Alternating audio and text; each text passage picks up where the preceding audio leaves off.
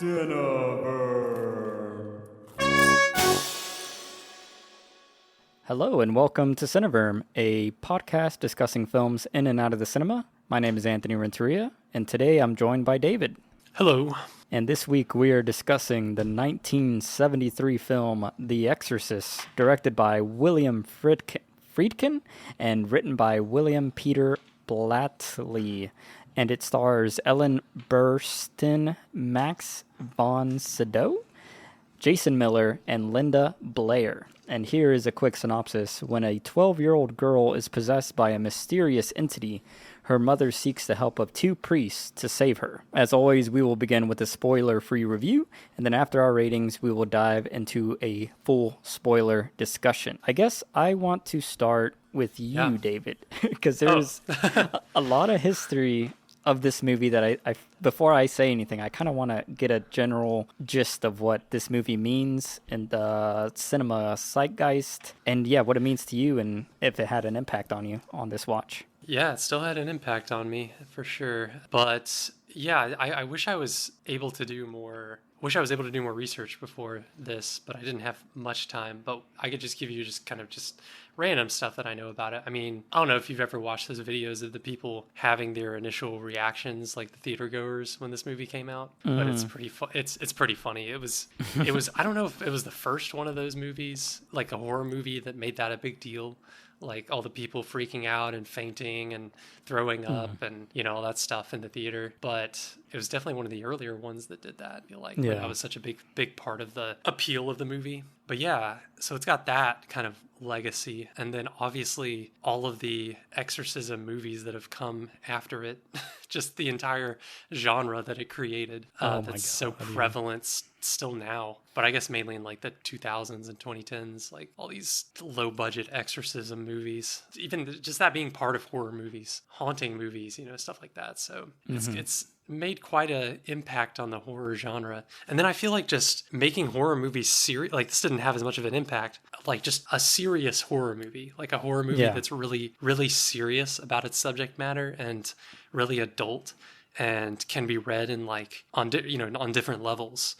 So I feel like it's sort of the genesis of that too, which it makes sense that it came out in the 70s because that's when a bunch of those, movies started to take themselves more seriously. But yeah, so these are just random things. But God, the behind the scenes, there's so much like behind the scenes stuff that's interesting about The Exorcist. Like the injuries some of the cast members got because of filming certain scenes. And I guess I'll probably mention random ones as we go through the plot. Just how they did certain effects and like the voice of the demon and all these interesting things. But I don't know. I'm really curious. I don't want to say too much because I'm super curious about obviously your impressions of the movie, seeing it for the first time. So I started watching this movie last night. I think you watched it last night as well. And I was like, all right, this should be the first one where I don't fall asleep because for some reason exorcism shit really freaks me out. I don't know why. It just, something about bodies contorting and doing weird shit has always been a thing that's freaky to me. And then, not to spoil anything, but the beginning of this movie begins in a place I was not anticipating,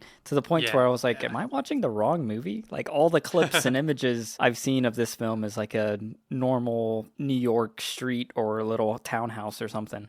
So that threw me off for a loop.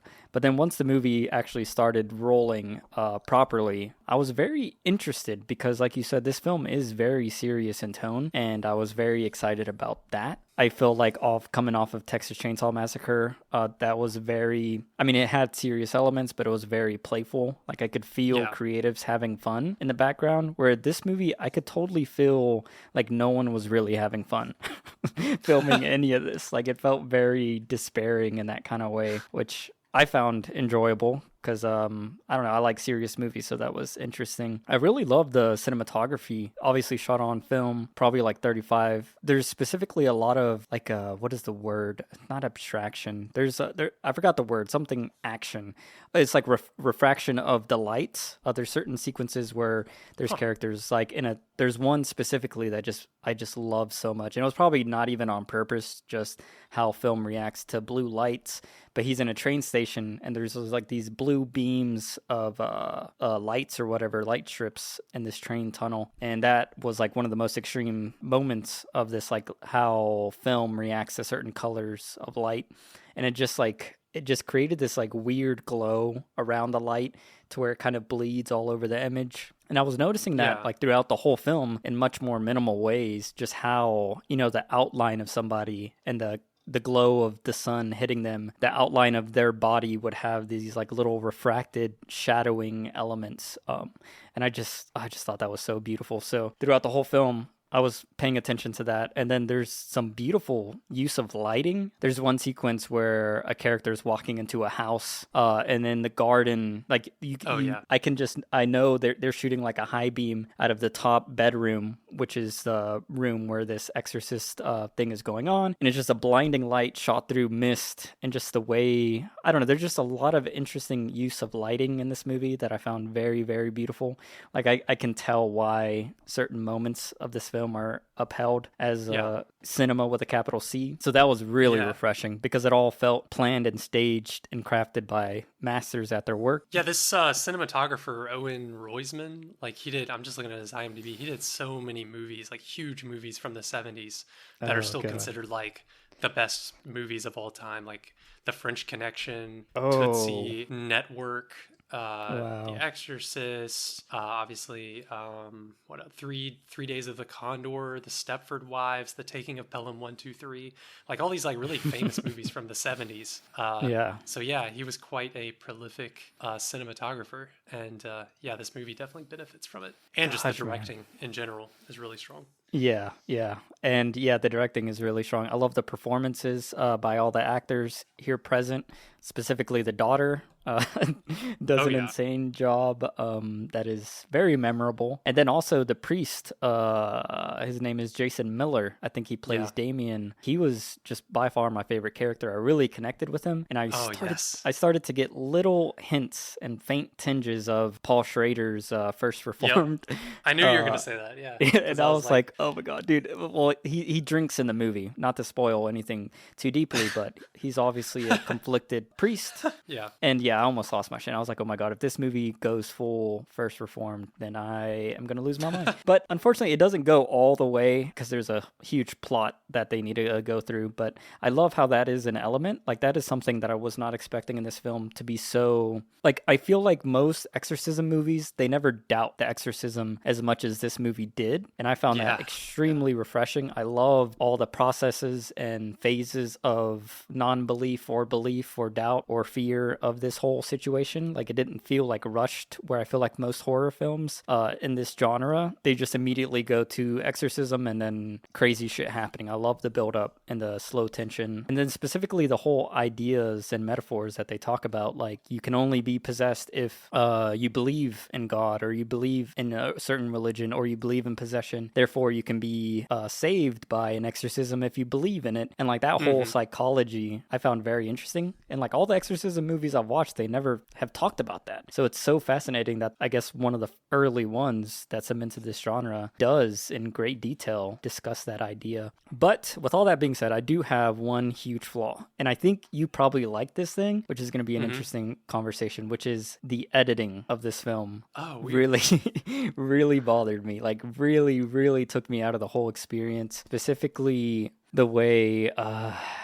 with the way all the horror sequences are cut, I feel like this must be like one of the early films to do smash cuts, to where the movie will cut in between a scream, a moment of action, any loud noise, and then it'll cut to peacefulness, or cut from peacefulness into a scream. But for some reason, I just hated how they did it, because it kept pulling me out, and it made me confused on how all these sequences ended. We'll get into it in the spoilers more, but there would be like an event of huge drama with someone who's possessed. I felt like there was no resolution because I didn't understand, like, wait, what happened after that? Like, what? And then we just, like, it's almost like we're forgetting that thing ever happened. How did that play for you? Because, I don't know, it really bothered me to the point to where, like, I think most of my unenjoyment of this movie is just from that editing, which was, like, a lot of the movie during the best parts. Yeah, man, I was going to say that is so weird, We're just going to have to agree to disagree because like I wrote at the top of my notes when I was watching it, I wrote that I forgot how slick the editing was in this movie.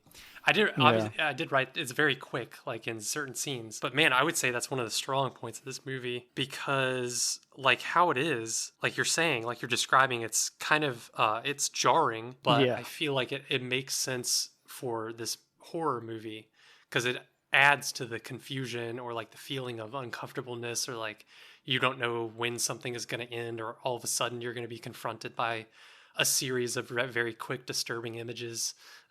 So I thought it worked really well. Like it's so weird how it's edited, but it's good. I think it's all very purposeful and Yeah. I would say like contributes to it. Just the movie in general, like there's a lot that goes on, there's a lot that happens, but I never felt I felt like the editing in general was very quick and it only showed every scene was just as long as it needed to be and Yeah. no longer. And all the exorcism scenes leading up to the last one are super quickly edited and really just shocking. I think it just adds to the shock value of like, oh my god, like it was all silent, everything was moving kind of slow, and then all of a sudden suddenly I'm confronted with all this stuff. But then the final exorcism scene, not spoiling anything, but the final climax is like it's so much longer than all the other exorcism scenes that Yeah. it makes you feel the exhaustion of the priests, and it just really puts you in the moment, like where you're like, whoa, like this is a lot, I don't know. Yeah. So anyway, I just really, I definitely think, in my opinion, that's like one of the strong points of the movie for me. Wow. I liked it. Interesting. Yeah, because like for me, it gave me like this weird feeling of non-conclusions. Like I guess we'll dig into that more in the specific scenes before I start spoiling things. But one thing I did want to note on, we talked about the editing and the directing and the cinematography, but one other element of this film that was very striking that I guess was also very ahead of its time, or it's one of the reasons why it's so famous and popular, is the sound design. There was so many interesting, cool, weird sound effect stuff going on to the point where like it felt almost like industrial in a certain way. Like it just felt like noise. And I just can't imagine someone in the 1970s watching this and hearing what just sounds like, digital noise just overlaying everything. Yeah, I would have loved to seen this in the theater or see it in the theater at some point in the future. Oh yeah, just to get that sound experience. Yeah. Yeah. I think it would play I think even the editing would play better in a theater because I think it would give me the feeling that you had, where at home, for some reason, it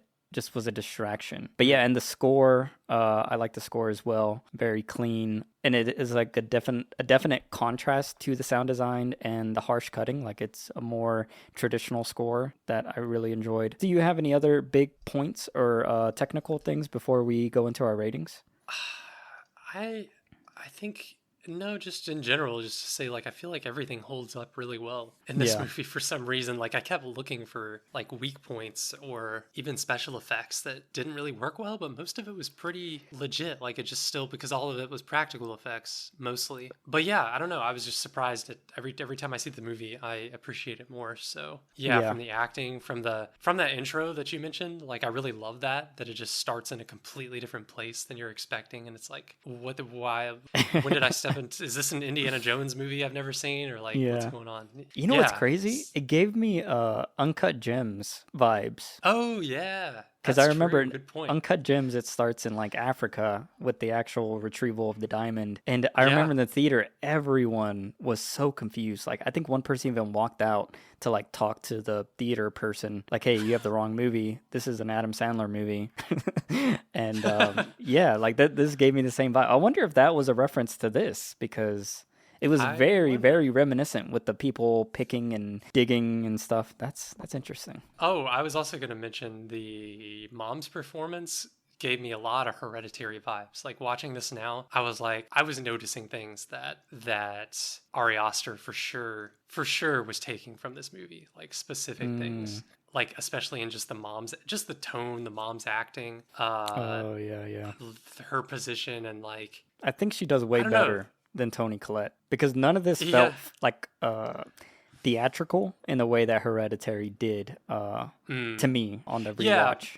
maybe it's like the setups for this, the way the scenes were shot or stuff. It feels more real, or yeah. But Yeah. I just thought that was interesting. I was like, yeah, strong Hereditary vibes throughout Yeah. this movie. And the framing here feels purposeful without feeling perfect. I think that is like a trait that a lot of modern filmmakers, maybe just people are way too inspired by Wes Anderson to where everything's like, like especially like Ari Aster. Like I feel like he measures the frame. Like everything is just completely blocked perfectly. And I don't know, there's something about this movie where I guarantee you the same amount of effort and planning went into it, but instead of it being a precision based thing, it's more of an emotional based thing, because there's like all the shots, even them just in the house, feel very purposeful. The movements, the compositions, and then the staging, like having characters move in and out of frames, felt very interesting, but also like it wasn't asking for your attention the way I think Ari Aster and a lot of new filmmakers do. I think it also has to do something with like digital filmmaking just being so much easier.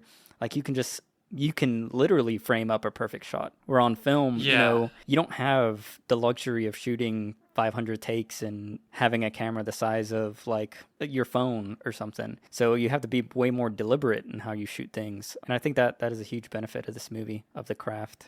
But yeah, man, I'm looking at like screenshot. I'm just flipping through screenshots from the movie. It's great. And I remember thinking this when I watched it last night. Was there? Yeah, there's so many like really great, really well framed shots, or whatever you say, like just very like every frame of painting. Like it seems like very much one of those movies. Yeah, it's super impressive. Yeah. It feels more photographic.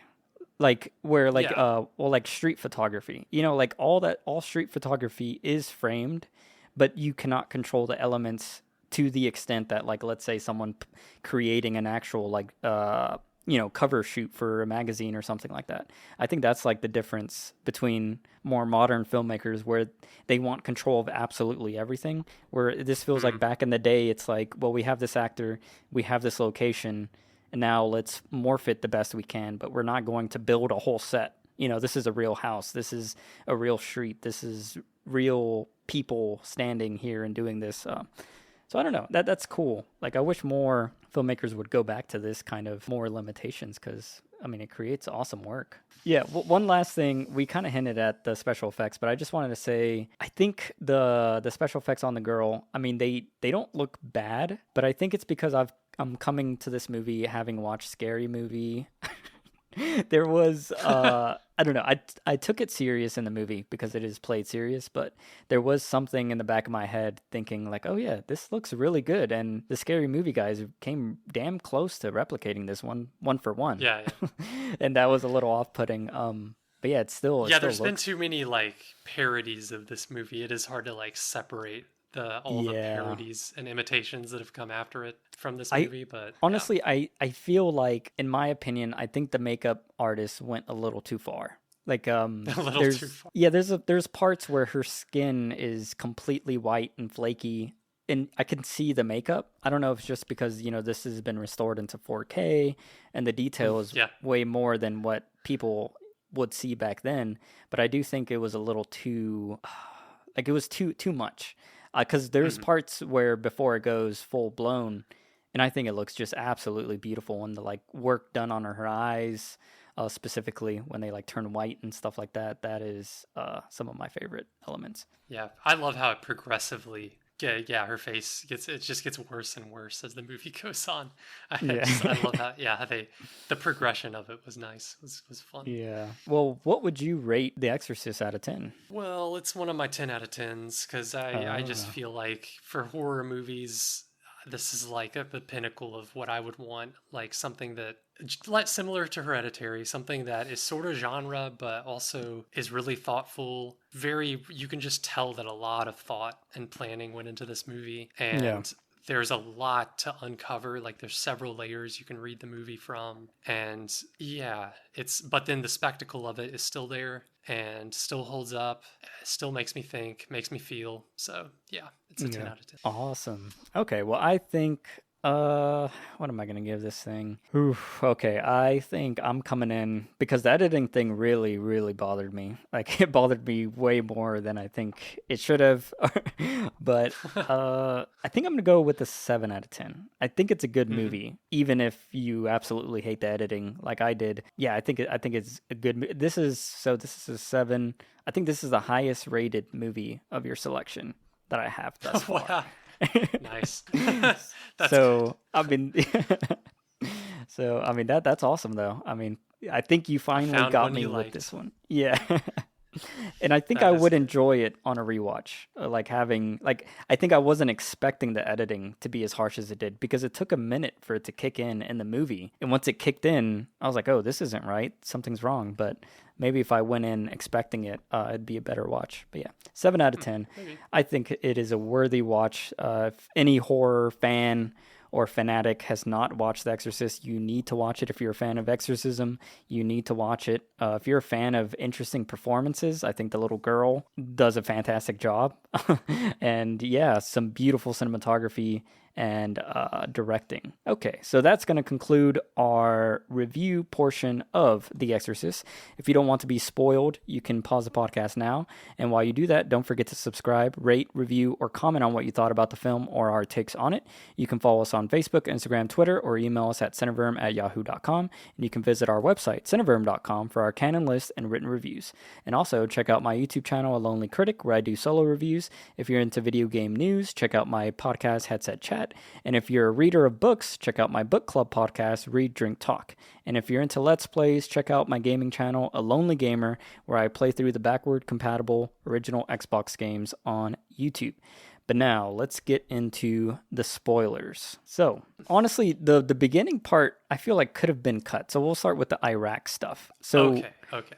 so the film begins in Iraq with these characters digging. I guess it's just like an archaeological dig site. And I just wanted to note, like all those people digging, like that looked so legit. Like I thought this was like they must have just shot real people digging because they were all going to town. Everything looked so real and exhausting. Yeah, so I thought that was very beautiful. Yeah, so we meet the character who we don't like see who it actually is until the very end of the film during the last exorcism. But what did you take that whole sequence and scene for, and did it add anything to you for the movie? Because for me, I was just like, even when we got to the end and we realized everything, I kept thinking like, I don't think that really added anything, and I don't understand the point of the little head thing that he got. Was Necklace that that he finds. so? What is all that Or the about? head. Yeah, I was going to talk to you about it because it's Oh, something I feel like talked through a lot about. But I yeah. mean, I guess it's just Father Marin is kind of like almost, he's kind of like the main character of the movie, or he's the catalyst for everything. I mean, I don't know. He feels like it's cool. I really like that, where it's like you see him at the beginning, don't know who Hmm. this guy is, you see this thing, and then totally forget about him until he shows up at the end. It feels really epic to me. It makes his Mm. reappearance at the end feel really like epic and like, oh my god, they're calling in the big guns, you know. Like he has a history with this. The only information we get that I remember from the movie is that he did an exorcism like 12 years before this movie in Africa, and it was Yeah. successful. And then we see him in Iraq. He seems troubled, like still, and he's taking his little pills, and he's interested in the dig. He finds a statue and does like a staring contest with this statue, and that's pretty much it. Like that's all we learn. So yeah, it's just introducing a few elements, like that he has this struggle. He has some epic struggle with this demon that I'm assuming Hmm. he met in this exorcism that he did in Africa, and it's just haunted him and like followed him. And the demon wants revenge, and this whole movie is just like a revenge movie on him. You know, it's like this demon wanting Mm. a second go at him, like a second round with him, to break him down because he defeated it in the first round. So that's kind of like the meta story. I feel like it's setting up for us. Mm. Yeah, but for the objects, like I don't quite know. Like for instance, he finds that necklace. He finds a little necklace, the head of the necklace in Iraq. But then I think the next time we see that necklace, the other guy is wearing it, Father Karras. I think it's his necklace, and then it gets pulled off like during the last exorcism, and then the girl has it. And the mom tries to give it back to the other priest, and he's like, "No, you keep it." And I feel like that at the end was just kind of honestly, I feel like it was sort of a sequel bait sort of thing. Like, oh, maybe that necklace has That the demon in it somehow, and it's following the girl to wherever they're moving. So Yeah, because there I don't know. is an Exorcist too with the same girl as a Oh, teenager. yeah, it's definitely not recommended to watch that. Okay. It's not good. It has like a 10% on Rotten Tomatoes or something. It's Oh not good. I've seen god. clips of it. I've seen a summary of it and clips of it. I have not watched the entire thing, but it's Wow. very widely panned. Not the same director. None of the same people involved except for the Linda Actress. Blair girl. You know what's crazy? A lot of people talk shit about, IP and sequels nowadays, but, all these huge classic movies, they all have really terrible sequels, like Jaws. I mean, I Yeah. didn't even know there was multiple Jaws after Jaws.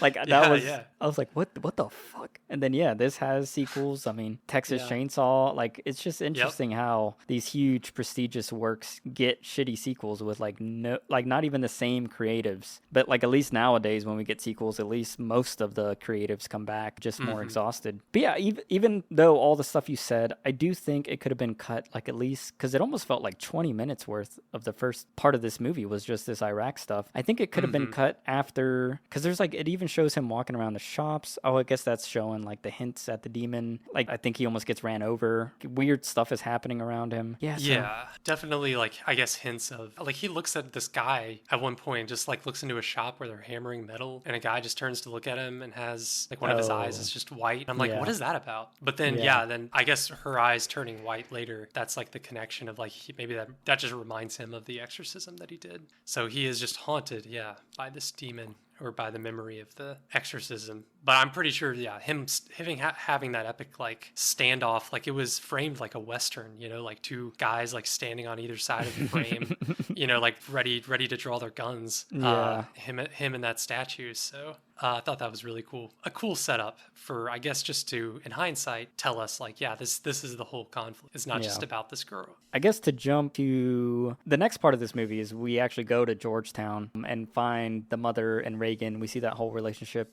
I actually really love this whole part of the movie. I thought it was very sweet and it felt really real. Like there's a part where the daughter is saying like, "Are you going to marry this other guy?" And like I felt like that connection very intensely. And I was thinking like, oh, this is awesome. For a second, I didn't even realize that was the daughter that was going to get possessed because she looks so much different than when she's actually possessed. And she's so warm and kind and, having fun and stuff. So I thought that was a cool contrast to set us up with the daughter when she's not possessed. Because I feel like most movies that are about possession, we don't really get any time with someone before they get possessed. Like it's almost like they just immediately are possessed and we just see the family around them. But this was really cool with introducing her as a main character before all that stuff went down. I was going to ask you about that. Was there any standout moments that you felt from that introduction? No, I totally agree with you. The like the way they talked to each other was cool. You could tell probably most of it was like ad lib. I'm guessing they just gave it seemed like they just gave them a situation and they were like, oh, just talk about this, because it just felt different than them reading lines. So that was a very nice way to set that up and show show the contrast. It just makes the latter part even more terrifying because how they normally are. So the mother is an actress, right? Mm-hmm. Okay, because this is the other part I found confusing, which was like we start out and then there's like this fake riot scene that I guess is a part of a movie, and then it's about the Catholic Church. I couldn't really understand what was going on there. Is that like a little mini message about? Because I guess the director was filming something against them, or do you remember? Was it? Wait, did they mention the church? I feel like it was mainly like a school thing, right? Like it was like it seemed like one of those movies. Like there was the evil school, and then there's the student protesters, and her character. She was like a teacher that was like trying to be like, oh, we all need to settle down, and I'm sure the school. Blah blah blah, and they just are all booing her. So I don't know why, like if it has any relevance to the scene, besides maybe the priest kind of connects to his conflict. Because I noticed like the line that she says, if you want to affect any change, you have to do it within the system, and like it's showing him walking away, looking kind of moody right when she says that line. So I was like, okay, that's kind of his conflict. Like he's in this Catholic Church system, but he feels very conflicted. He wants out. He doesn't think he can handle it. He doesn't have faith.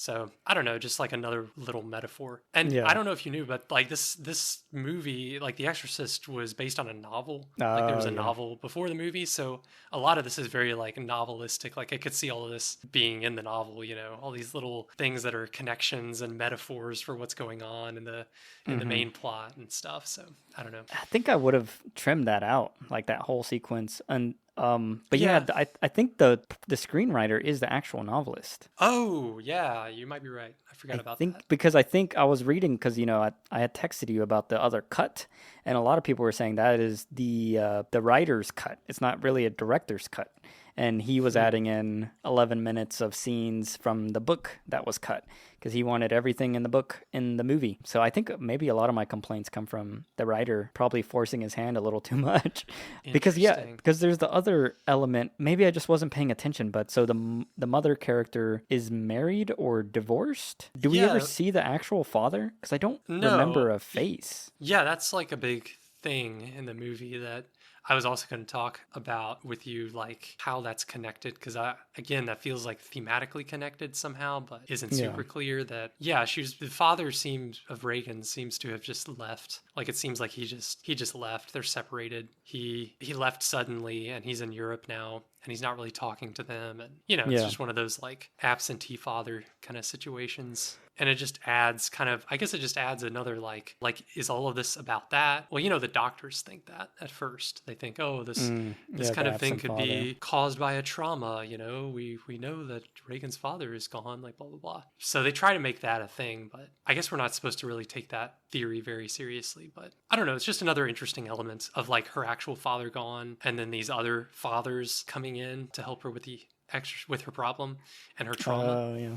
So God, like I feel like if I thought about it a lot more, I could come up with something, but Yeah. like it's very loose. It's very like Lynchian, just kind of dream logic. It all makes sense, but it's Yeah. hard to say out loud. It bothered me because I guess the father is the one who jumps out the window who dies in the never-ending staircase, right? Wait, the father? Which one? Which? The actual father of the daughter, isn't he the one that commits suicide that, is the No, detectives looking for? Or is that someone else? no, no. That's the director of The the movie. movies Okay. that the actress is filming, and she's like sort of friends with this director. His name is Burke, or like Mr. Dennings. Burke Mm-hmm. Dennings.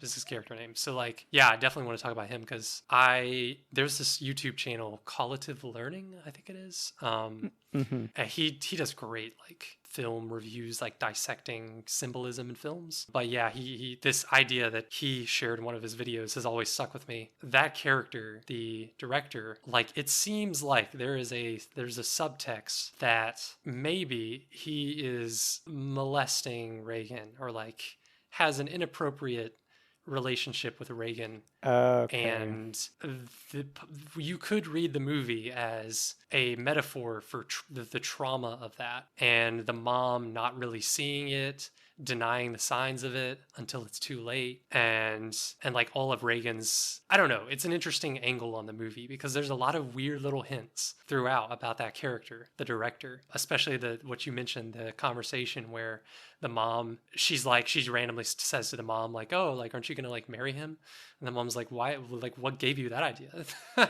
And she said she heard it. Uh, And it's like, where would she have heard that idea except from this guy? Because later we learn that he randomly comes over to the house and spends time with her. And oh yeah, my he's God. just popping over to the house. And the mom makes it really clear that she doesn't really like him. She Ugh. doesn't particularly like him. Obviously is not attracted to him or has no real relationship with him besides a working relationship, but he comes over to the house often. And she says, oh, he's just lonely. He's just a lonely guy. He just needs something to do. And so, Mm. yeah, I this time watching it, I put a lot of other things together that make that theory make a lot of sense. Like the way that the mom reacts to the supernatural stuff happening is super interesting because like the first thing that happens in front of her is the Ouija board. The little Ouija board thing moves really fast, and she Yeah. sees it, and she obviously sees it, but then just ignores it. And like Reagan just says something immediately after, and she doesn't make anything of it. Then we have the attic scene where the candle blows up in her face for no reason, but Yeah. then she's immediately interrupted by her servant, and she just doesn't make anything of it. So it's kind of like this, like she has that as part of her personality. There were other things Yeah. that I've forgotten, but Yeah, she's a denial kind of person. It's easy for her to like see something and then kind of pretend that it didn't happen. Yeah. Like Reagan cursing, like her like not thinking that would be something that she could do. There's a lot of stuff, but yeah, I was like, whoa, this for sure is a intentional like thing that was put in the movie. Even the first curse that Reagan says is like, whatever, get your hand off of my cunt or something like that. Yeah. And like, what a weird curse word for her to have or say in her vocabulary, because that's like a British, it's like a very British curse word. Like to call someone a cunt, like to use that word, it's very British. Like Burke Dennings he's clearly British. So it's like, oh, did she get that from him? Like, did she hear that from him? And I haven't heard anyone else say this, but I think that the voice of the demon sometimes is his voice, like for sure. Like especially there's a line that she says, do you know what she's done, your cunting daughter? It's like one of her famous, very weird over the top lines that she says as the demon. But yeah, I think that's his voice. Definitely. It sounds exactly like it. Wow. Anyway, Wow. I think that theory seems legit. That is we're supposed to be able to read the movie that, oh, this is her reacting to her trauma. Gosh. Yeah, I do. Like, yeah, I see all the connective points. I do wish the movie was more upfront with that, because that is very interesting. But yeah, like the cops, like, because I was confused as a viewer. Like, wait, so this guy just goes into this girl's room at night? Like, what was he doing? And like, Yeah. I was frustrated with the movie because no one was caring or asking about it. Like, it was just like, oh, I don't know. And yeah, that's interesting. I wonder why. I wonder if in the book that is a clear thing, or if that's something maybe the director wanted to like kind of show hints at. But yeah, I mean, that's interesting because that is a very I can't remember if it was the Catholic Church, but I remember there was one church in specific that was accused of a lot of child molestation and rape. I don't know if it was during that's this the Catholic time Church.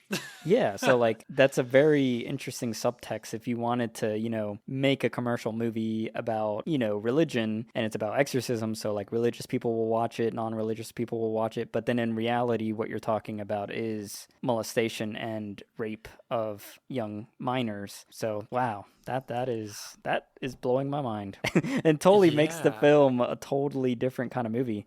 I'm kind of frustrated that I don't know. Now I want to rewatch it to see if it is super obvious. Like, did you notice like multiple parts? Like, I already know you brought up all the stuff you brought up, but did it feel like heavier handed knowing that and coming into this watch, or do you feel like it was still just very subliminal? I don't know. No, it still felt intentional, I guess. Like it just felt very intentional, like not like just some random theory that some people came up with, like it feels like, yeah, definitely the author was thinking about this. Because just the director got, like, he's presented as such a, like, I hate to say it, but just because it's just stereotyping a person, but he's an actor playing a character.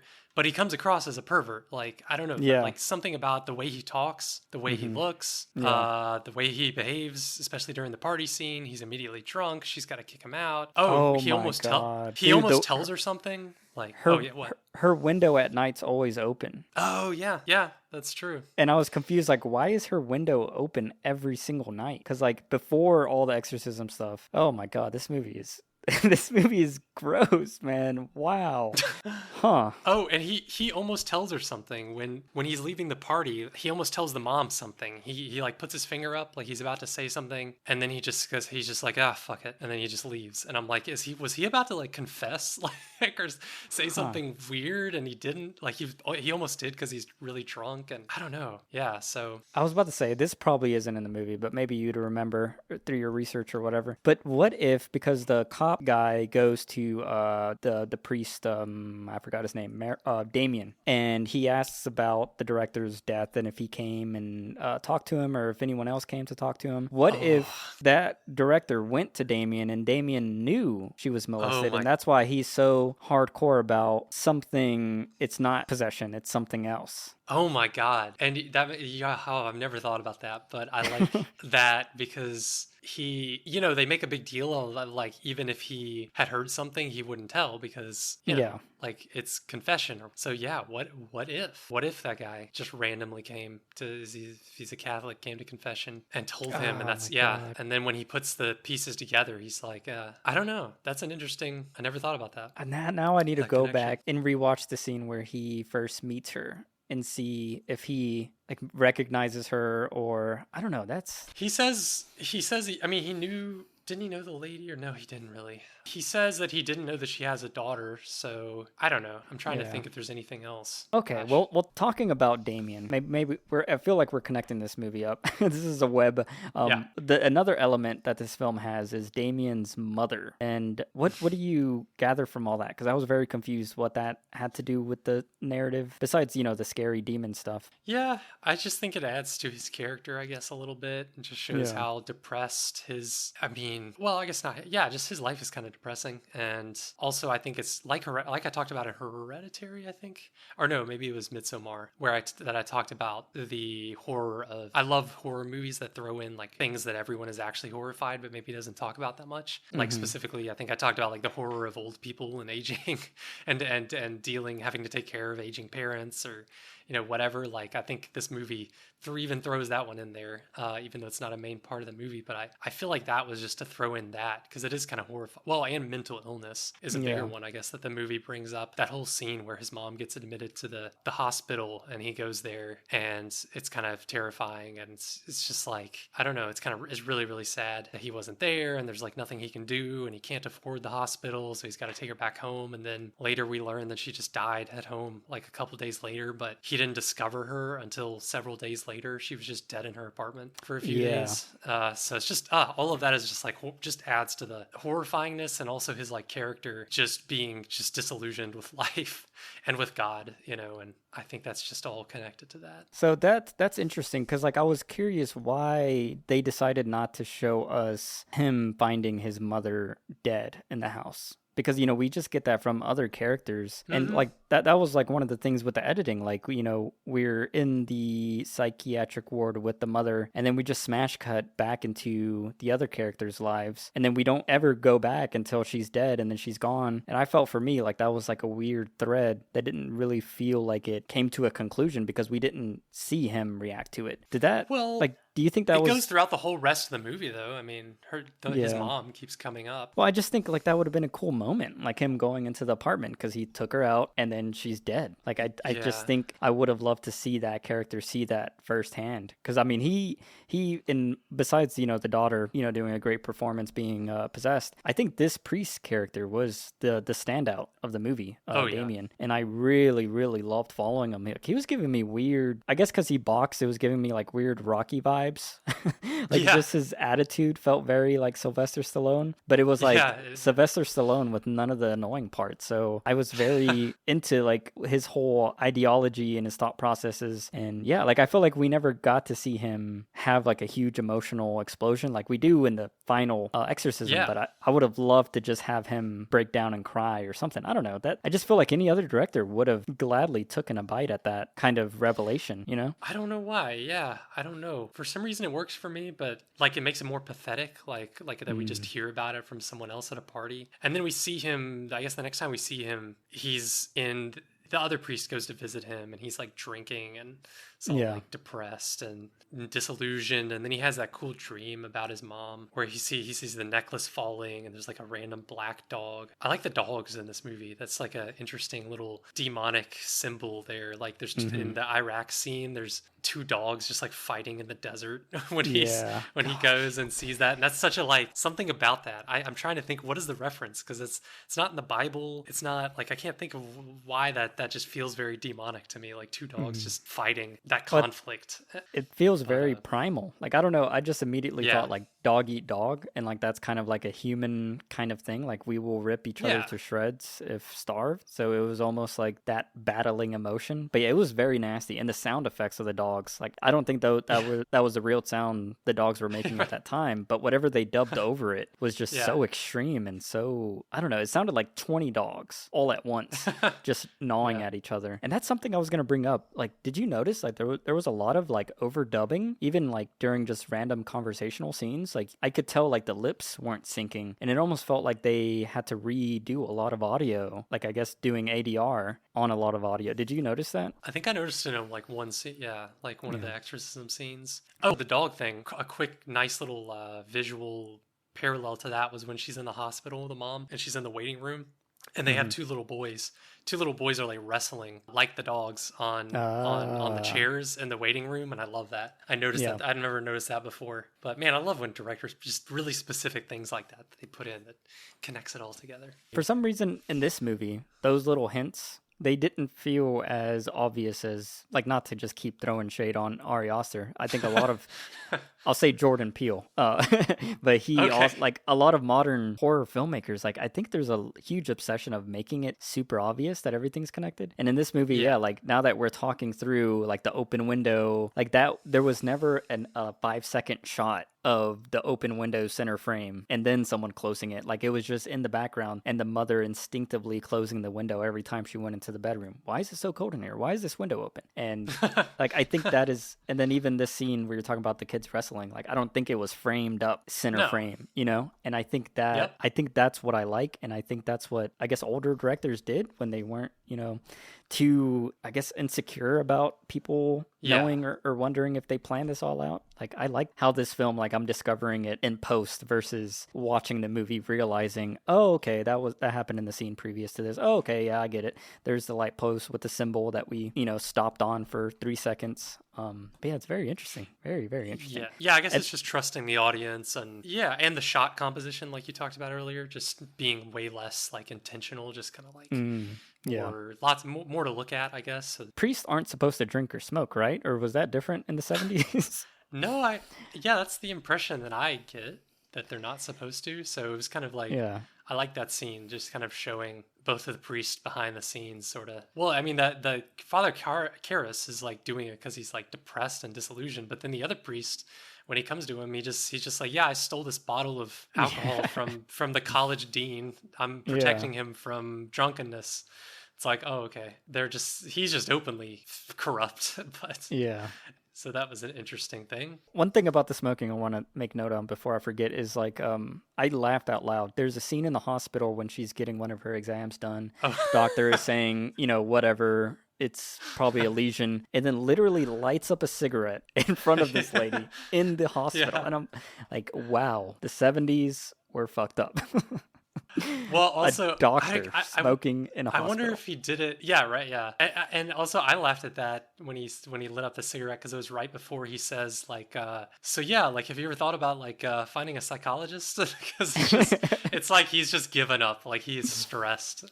You know, they've done all the tests. Like, he does not know what to do. Yeah. And man, I love that whole through line of the movie. That's just so fun to me every time I watch this movie. Is the doctor scenes, which is like, honestly, some of the most horrifying scenes in this movie are like the hospital doctor scenes. And then just the slow descent of like the doctors are super arrogant, are like, no, you don't want to go to a psychologist. So psychologists, they don't know anything. This should be treated somatically, blah, blah, blah, blah. And then they give up eventually, and they have to go to the psychiatrist, and the psychiatrists make fun of priests. And then eventually they have to tell her to go to a priest, and not in any other of these exorcism movies. It just doesn't capture any of that. Which is ironic, because you think, okay, in like our new, like more skeptical age, like you would have all these characters that are like, you know, like it's probably just something in her brain, blah, blah, blah. But like, it's weird that this movie from the 70s did that, but all these modern exorcism movies basically go to, from what I remember of the ones I've seen, like the family is Googling exorcism, exorcism, like going onto Reddit boards, and they find the creepypastas. website of an exorcist, and they call him on the phone. Yeah, it's ridiculous. And then he just comes over, like no argument, no preparation. They don't get to you don't have to get approvals from anyone. Just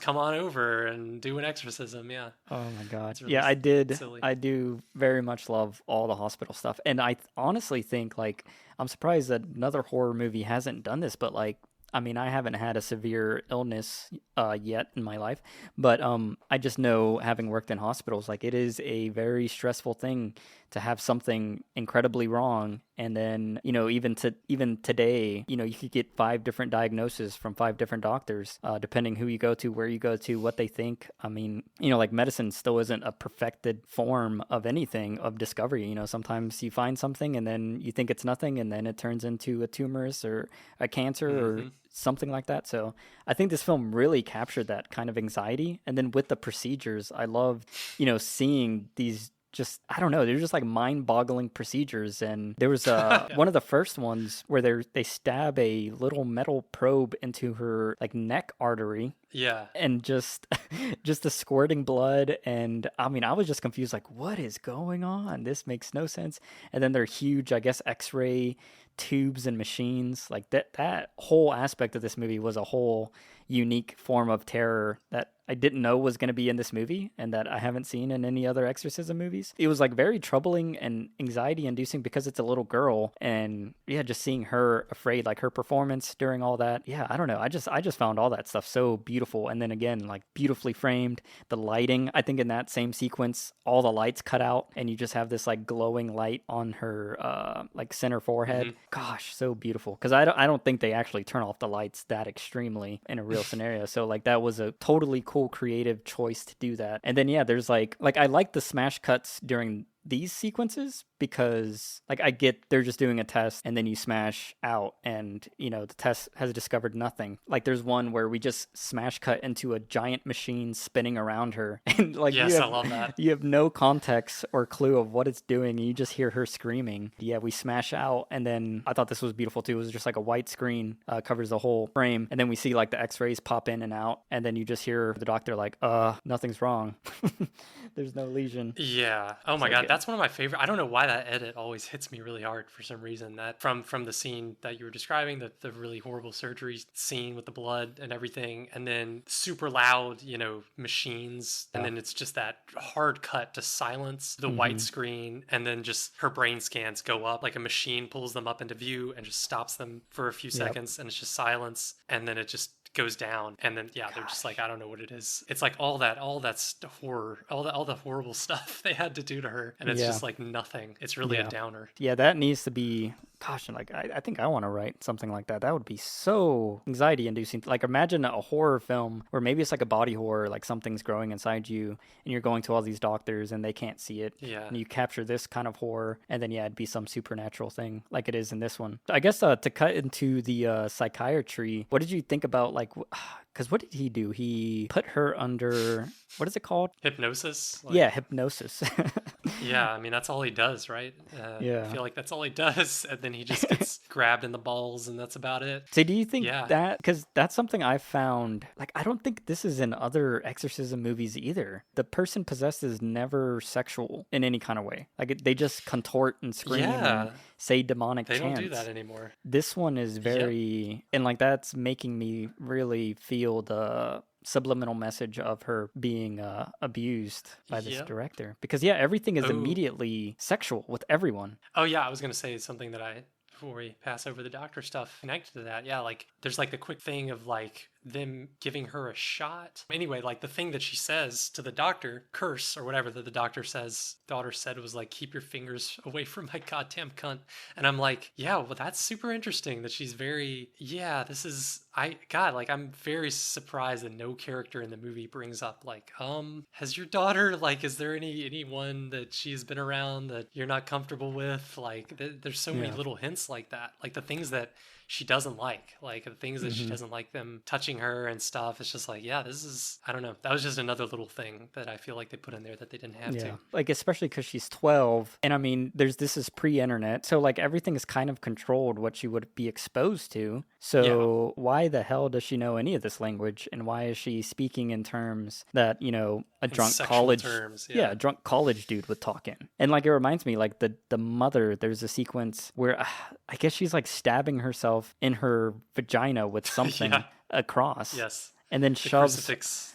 Shoves her mother's face into it. Yep. So I mean, that's it's like she's telling her mom, like her mom is in such denial. It's almost, I know this is like a really crude whatever like interpretation of the movie, but it is so interesting. Like she's just, all of this is just trying to get the mom's attention. Like look, just pay attention. Like I don't know. God, that is the mother is like, wow. I'm like struggling to understand now why she wouldn't even question that, or no character would question that. But goddamn, holy shit, this movie is revealing itself.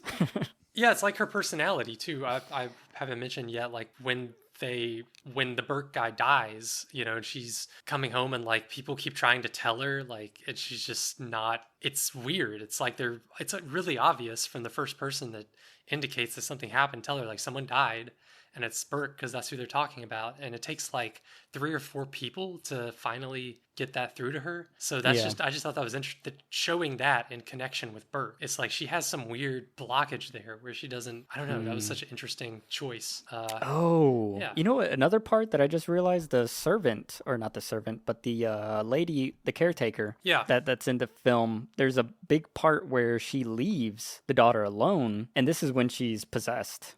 Like, why would you leave someone who's possessed, right? Like, we've seen the acts that she does to herself and to others when she's possessed, and she Yeah. leaves the daughter. That makes me think, if you're a caretaker that leaves during someone being possessed, and that's when they actually need to be taken care of and being watched, that makes me think that she totally has left in previous instances. Yeah, that makes So, sense. That oh my is god. that is pretty logical. Like that's not probably not the first time she's left the house and that Burke guy has come over because that's Yeah, what happened. especially if the mother's cool with the Burke guy coming over. Like, she would probably even be like, "Oh, Burke's here. He's gonna take care of her. I'll go out." Like, there's a lot of carelessness going on in this house, and then also the mother. I guess she's like not even present because she's out being an actress, and Yeah, she seems she's very super busy. unconcerned or occupied with her daughter. Huh? Wow. Wow. Wow. Wow. Wow. One thing I was gonna talk about was like, so to get into the actual possession stuff, like the vomit. I was kind of confused, Yeah, like why it was just like a thick green substance. Do you have any explanation for that, or is that just because the it looks cool. supernatural? I don't know. Yeah, It looks creepy and gross and yeah, cool, and it just that became like a thing after yeah, like the pea soup vomit. yeah. I remember I God. tried pea soup one time. Have you ever tried pea soup? Mm-mm.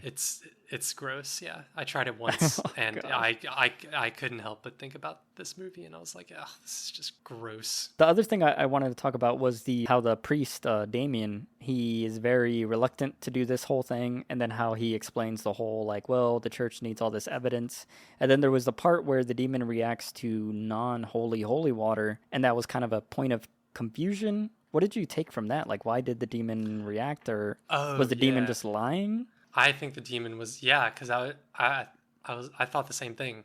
Like, why? What's the explanation for that? But I think that it's literally just the demon was just messing with him, and then also the demon wants him to doubt, and like the demon is just trying to cast doubt into his mind and Yeah, confuse. It's also good for the demon because then like he doesn't probably the demon doesn't well, I guess the demon wants Marin to come eventually, but it just adds confusion, I guess, and stress for the mom and everyone involved because it's like, wait, is the demon real, is it not? Nobody believes the mom, and even the priest doesn't believe her because of that and other things, so it takes like a long time for him to get convinced. And yeah, just I thought it was really cool this time. Yeah, they're like at every time he tries to test the demon never gives like a really easy answer or easy proof that it's real. That's what's cool. It's like it's not even trying to prove that it's real. It's like trying to confuse him and just make him doubt. Like, it speaks a tiny bit of Latin, but then he's like, say something else, or he keeps speaking to it in Latin and it yeah, doesn't say anything else.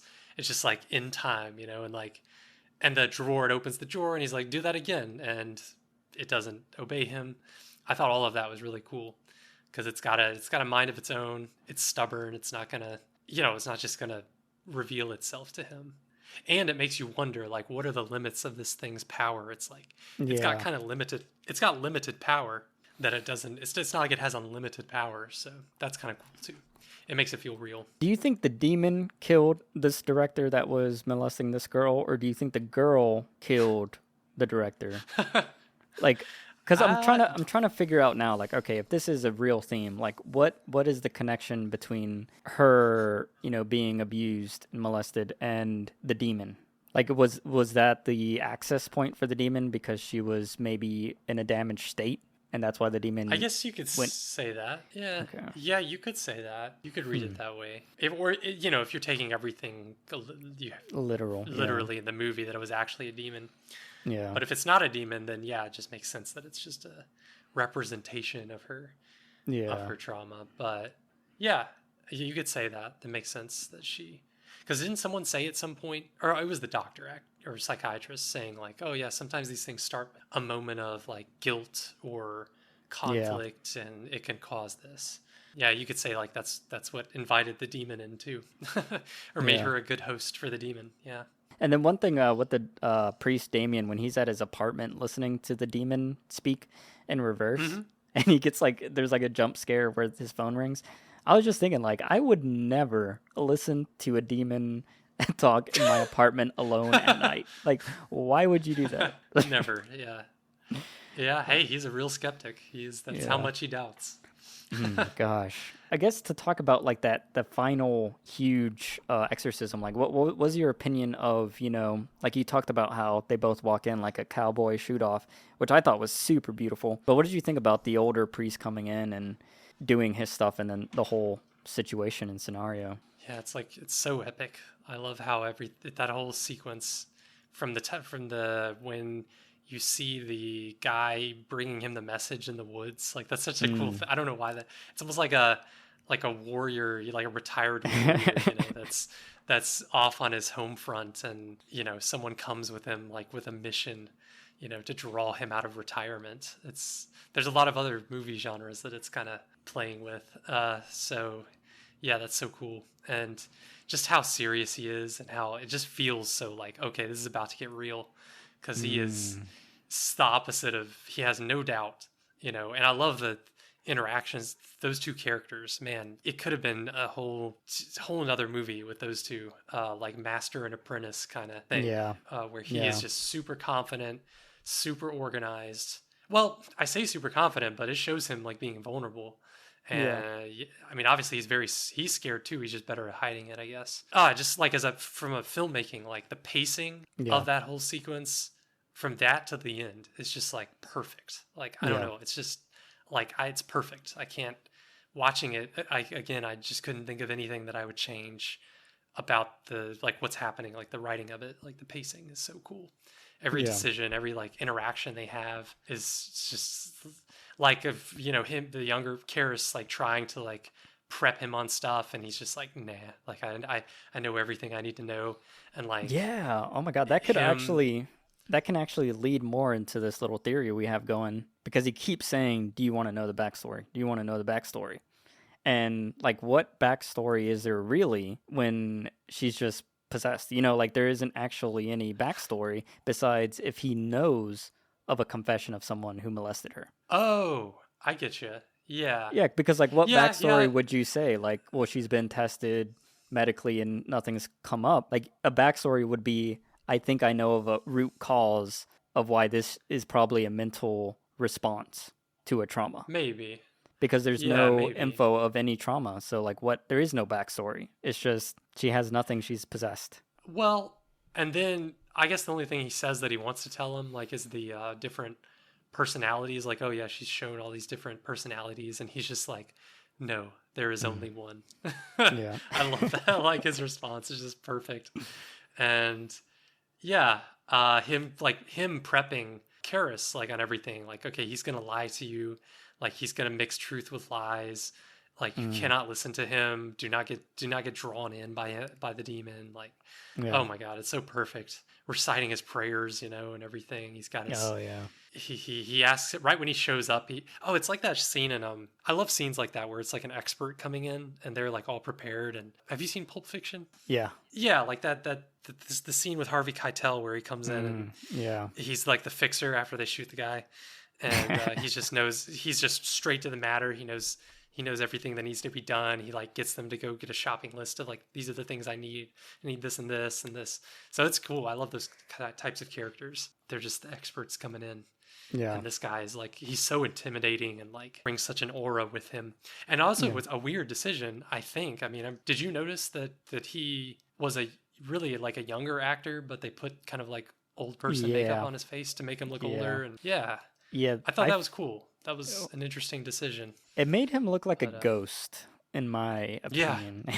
So I didn't yeah. like it because I also didn't Oh, like the okay. heavy use of makeup on the girl. Like, I think just his body was enough to sell that he was Hmm. older. Like, I think they just overdid it for some reason. I don't know. Maybe back in the day, like I was saying, maybe they just didn't see the entire resolution, so they're like, "Oh, this looks nice." Yeah. But yeah, it kind of bothered me a little bit, especially like when we get close-ups of him.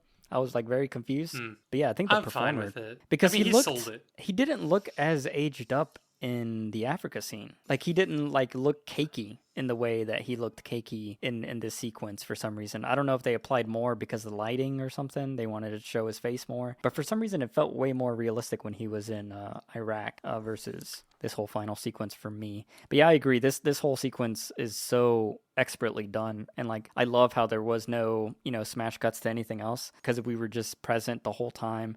And then yeah, the pacing of starting, stopping, taking a break, going back. Damien giving up when the demon talks about his mother and then speaks from her mother's voice through the little girl. And then one thing I was confused by, like, how did the priest die? 'Cause that was something I didn't like. Like, I wish we would have saw him die, maybe. Yeah. Why or how do you think because he was just like leaned over on the bed. Yeah, I think the demon just got to him, or he had a heart attack, or Oh, yeah. I 'Cause don't that's know. kind Like, of I just, it's his. That's like, I don't know. The demon did it. Like, I like the thing I really like about that part is the expression on the demon's face.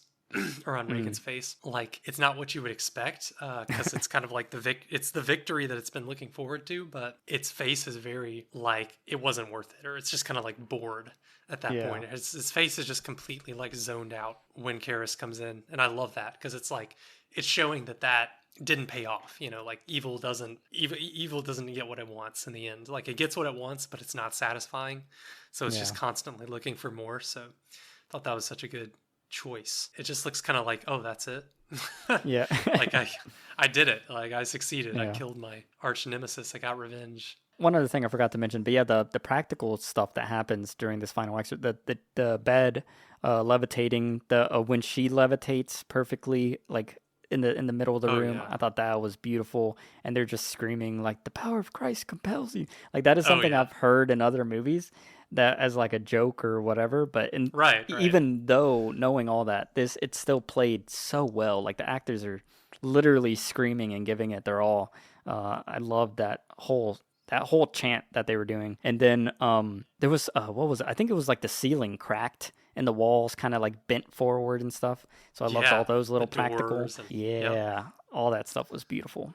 So I guess so like yeah, he dies and then I'm kind of confused what happens here at the very end. So Damien I guess gets the demon from the girl as Yeah. because he wants to like what did you gather from that? Like he just absorbed the demon or the demon just wanted a different host now? He just offered himself up to the demon to get out, like as a last resort, just like take me. And I guess the demon took him up on it. I wonder why like what motivated the demon to do that besides I don't know. Or as a metaphor, I guess. Because another thing that the priest says before he dies is like the point of the demon is to make us despair, to see ourselves as animal and ugly, to reject the possibility that God could love us. Like it's almost like also a metaphor for like depression or like nihilism, which is what the priest, what Karis is feeling. He's already full of that, so I guess he would be a good receptacle for the demon, and maybe he sort of knows that intuitively, so he's just like, I'm already feeling depressed and like out of it, so I'm gonna sacrifice myself to get it out of this girl. And so he does, and I love there's just like really quick shots of when it goes into him, he stands over her and there's like a POV shot from his perspective looking down at the girl and his hands are like curled. Like, oh, does the demon want to hurt the girl using him? But it doesn't. Like he resists it, it seems like. Like he resists that and throws himself out the window in order to kill the demon, I guess. Or not, obviously it doesn't kill the demon, but whatever, in this whole thing. So that was so cool. Like just that sacrifice and those little split second decisions and stuff. I guess that little thread feels complete to me because it does feel like this character is at least, well, I don't know if he's suicidal, but there is definitely a lack of purpose in his life. And that's kind of hinted at with his loss of religion. But I think that's because of, that it's a lot of damage that can happen from hearing other people's disgusting acts and then not being able to do anything. And I think that is a theme that they hint on a lot about, someone could kill somebody or do something disgusting. You just can't say it because religion or whatever, because it was a confession.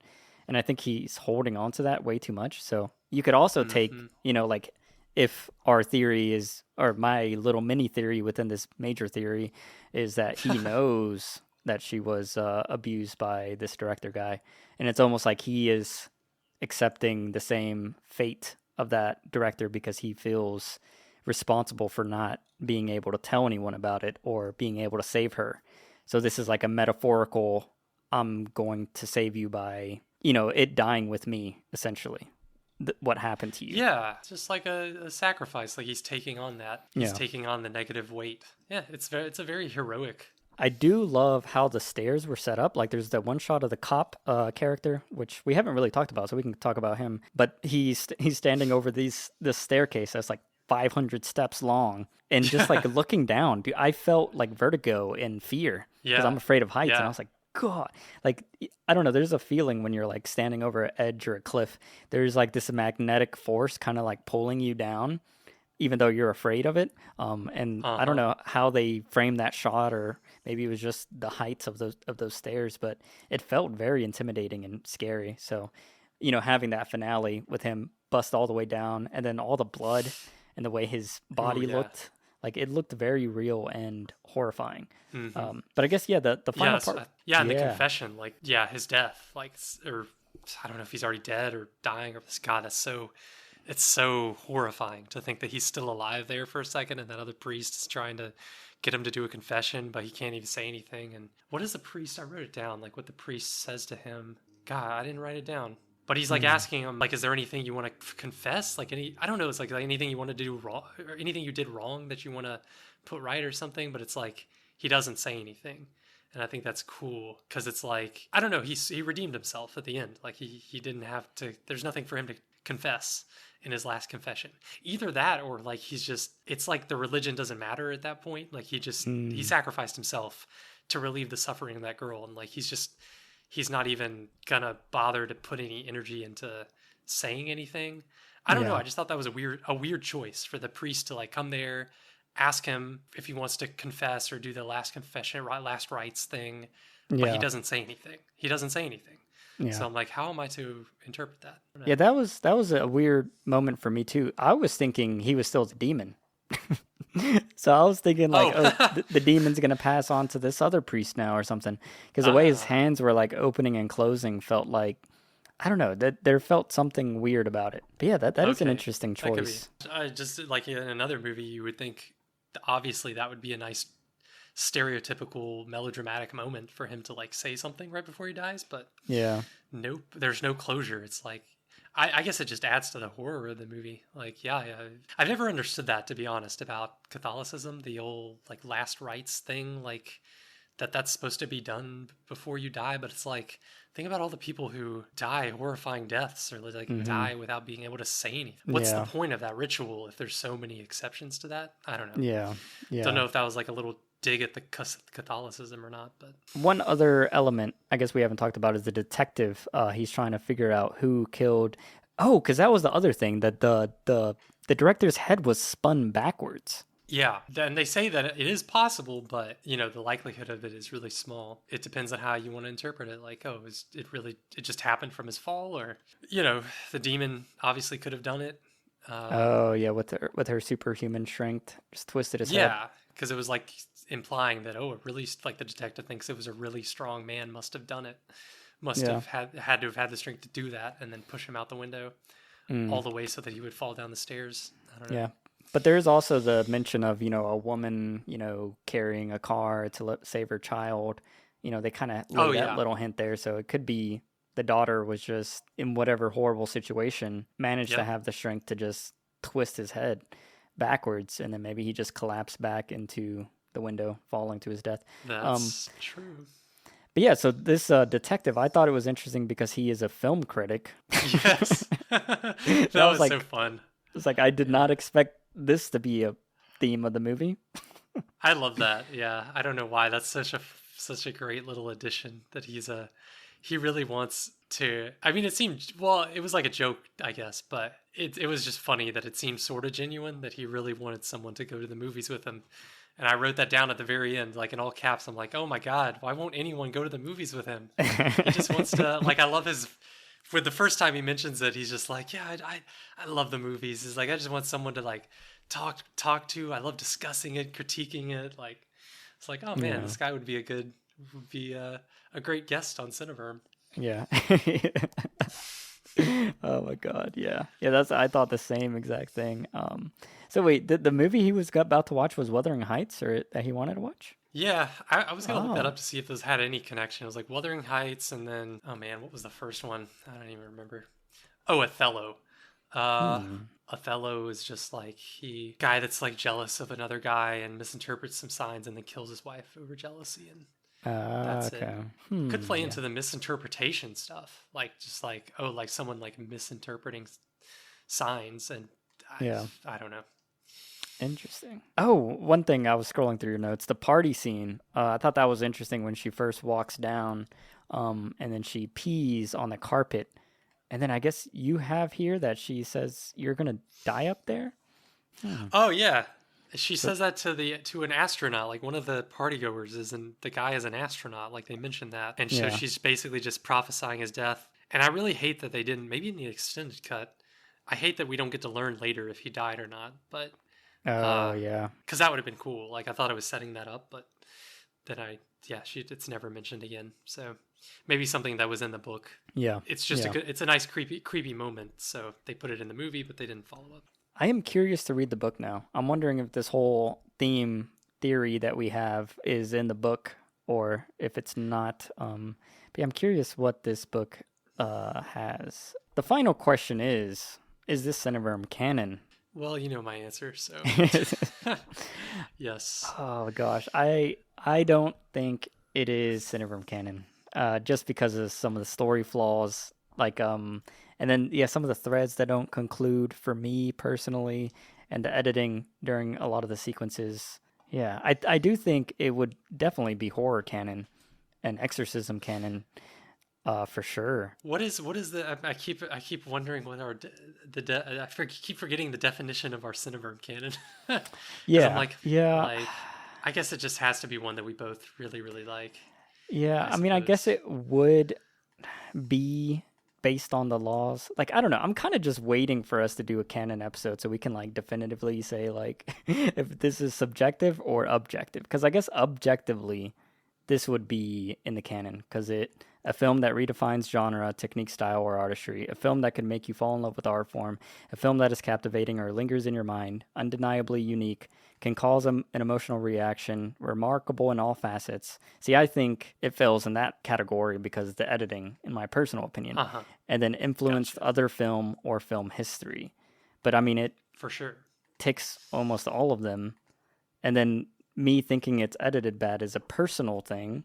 So, yeah. I feel like it is. I don't know the editing. Yeah, we didn't really ever talk about that, I guess. But yeah, I got a really strong like positive or I guess the reaction that the movie was trying to get out of me with the editing Mm, in those scenes because it was just I love like early on in the movie when it's starting that it's like normal scene, nothing happening, and then like quick acceleration to like yeah. just suddenly you're in the middle of this some horrifying. You're just all of a sudden quick shot of her throat inflating like a frog and her cursing at Yeah. her mom and just slapping someone and uh, things move furniture falling over and things loud noises and then it'll like quick cut to the mom just like sitting like or stressing out or whatever. I don't know, like it emotionally I feel like it all was on Yeah. purpose, but I guess it didn't hit you that way. It didn't hit, I don't know, Yeah. that it didn't cause that reaction in you for some reason. It had like the inverse effect to where it felt like I was watching like a montage or something, or like, I don't know, it felt very unfulfilling. And then yeah, the other flaws I think are just the story and kind of the narrative. I get the themes, even the, supposed theme that were the rumored theme.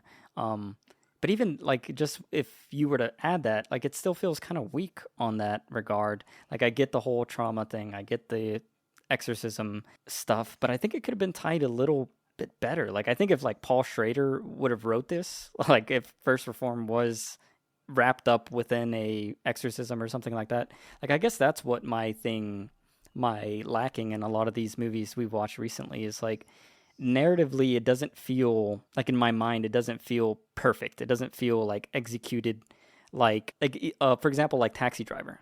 Like disliked a lot of that movie because of how it made me feel, but I can, and we entered that into the canon because it was such a perfect, like every element backed the previous and the following element. Like the narrative was infused with the direction, with the sound, with the score, with the performances, with the editing. Or I think in this film, for me, the editing is a fault, but I also think like just narratively, it's not bulletproof. Like, I mean, we kind of talked about, like Damien doesn't see his mother die. We don't see certain other things play out. We see him off screen, which maybe that is a choice, but in my opinion, Yeah, I think it's a choice.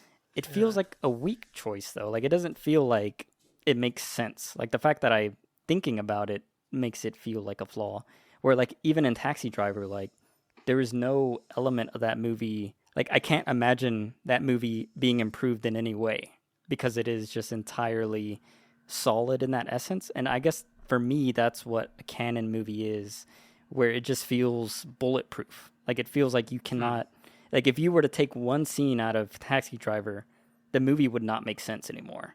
And in this movie, there's multiple sequences and scenes, in my opinion, that I feel could be trimmed or extended or added or removed. So it feels like it feels like it's leaking somehow. Where I think just in my mind, a canon movie has no leaks. It is just a contained vessel of ideas. I think maybe what makes me like different than that is that I don't know. I get scared sometimes that if I watched any movie, like even I don't know, even all of my 10 out of 10s, if I watched any movie, like I could find flaws in it. Like there's always something that's not perfect. That's true. I feel like I've done this. I'm trying to think which movies I've done this with, like in the past year or two, where I've watched some of my 10 out of 10s and then realized, like, seen the flaws that I didn't see before. And then I'm like, well, like, what do I do with that? Like, it's not a perfect movie, but there's no perfect movie. And there's always a way that you can improve a movie. Like, we even talked about some things with Taxi Driver, I think, with the character mainly. Maybe they could have been improved. Yeah. But yeah, I think I'm just like, there's a certain bar that it passes for me. And then I'm like, yeah, I mean, yeah, you could improve it with enough time, but that's with anything, you could just edit it forever. Yeah, that is very true. Yeah, I think for me, my bar is at 8 out of 10. I think I said that in one episode. I can't remember. Yeah, that makes sense. And this one barely, like, man, I think if it would have added a couple scenes or maybe been more heavy-handed on the theme that we were theorizing, I think it would have definitely jumped up to an 8. There's something lacking in it that I just feels uncanon. Like I understand why it's considered canon, but for other people and for the horror genre, but I don't know. It's like we have to. Well, I think isn't our plan next year to do that, where we just kind of randomly jump from movie to another movie. But yeah, like I'm like, God, I really want to either see a movie that we know for sure is in your canon, like another one, and maybe one that we know for sure both of us would put in the canon, just to see how it differs. And then, or there's some movies where I know what you're talking about. Like there's some movies that I feel that I know for some reason Star Wars comes to mind, like the first and second Star Wars movies that came out. Whenever I watch them, I watch it and I'm like, this is just perfect. Like there's nothing that I would change about it. Like it's perfectly edited, everything's there. Like it's movies that feel really smooth to me. Yeah. But this one felt like that to me. So I don't know. It's still a subjective thing. Yeah. It's still a subjective thing. I don't know. It's hard to pin down. We definitely need to start, because we're on what, episode 72? I think this is going to be 72 or 71. One of the 70s. But yeah, once we get to 100, I want to do like a full 2-hour conversation and finalize, because yeah, I do think we are a little confused on what the canon is, because like I think I was way more open originally, and then I've been shutting down more and more and thinking more and more like how to refuse things into the canon.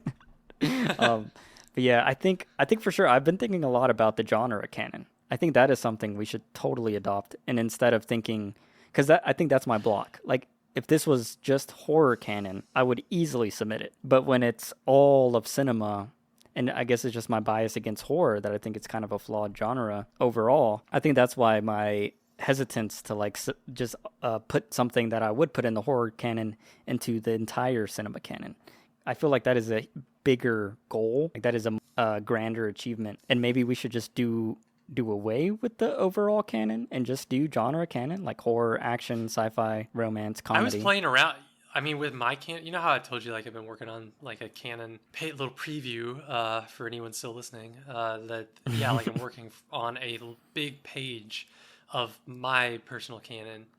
a film, and like I went back and forth, like because of our talks, like I thought about that, like the genre thing. Okay, I'm just gonna submit movies that this is the best of this subgenre, or this is the best of this filmmaker, or whatever.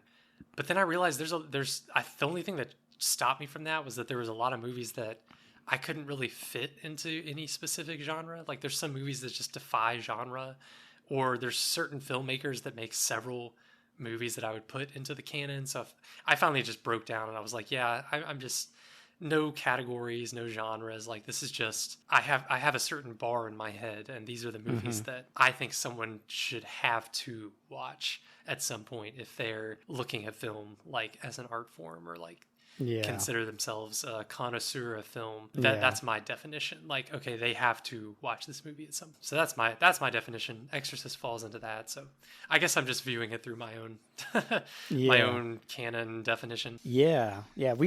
I definitely need to write out like a sentence of what is my canon, and then like, because I feel like you have a clearer idea. But for me, it's like, would I be upset if I died tomorrow and I never saw this movie? Like if this movie was that huge of a, there's like the 100 movies you should watch before you die, or like how we're saying, like these are definitive pieces. Like this one doesn't give me that feeling. Like watching it or even talking about it, it doesn't, like I don't feel like, whoa, that was a testament to this art form. Where I think maybe that's my lacking is that like I'm holding it to that kind of degree. Not that it's perfect film, but that it is like it's like one of those paradigm shifting, like after you see this, you see cinema different. Like I think that's my category, and it's been really harsh on horror for some reason.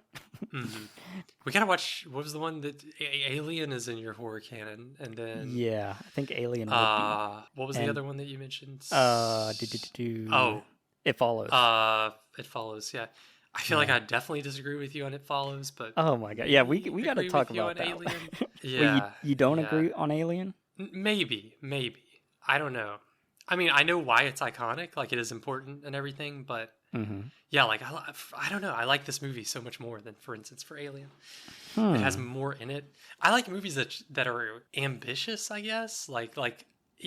I'm okay with like if some flaws in the movie, if at least like it's like, okay, this tried some weird things. Like it went extra, especially for like the genre. So it's okay if it has like a few flaws. Like it outweighs what it did outweighs its flaws.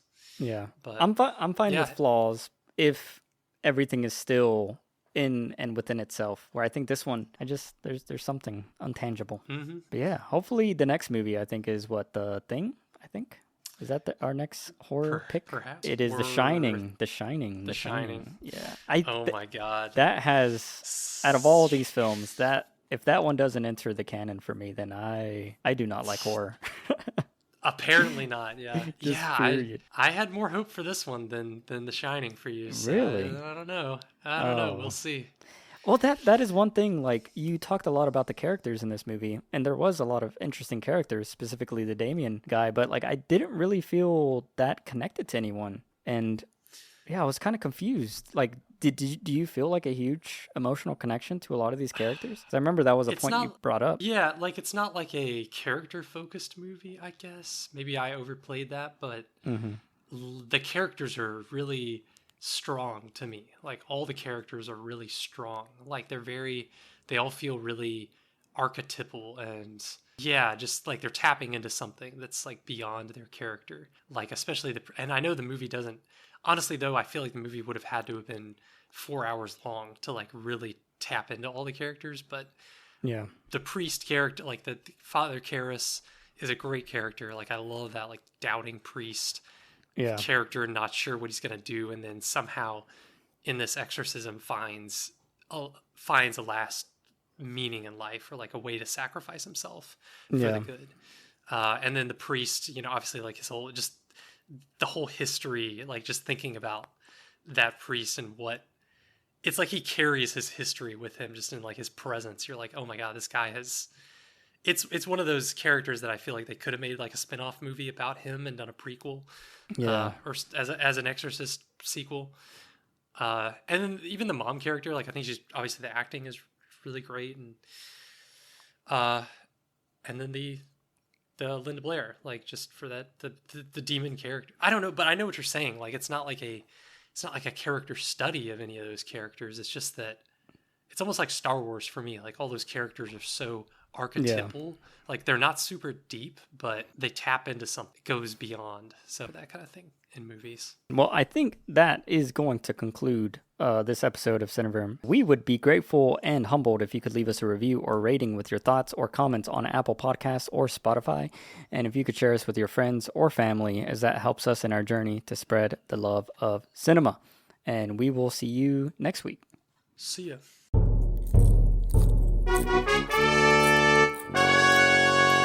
Cineverm.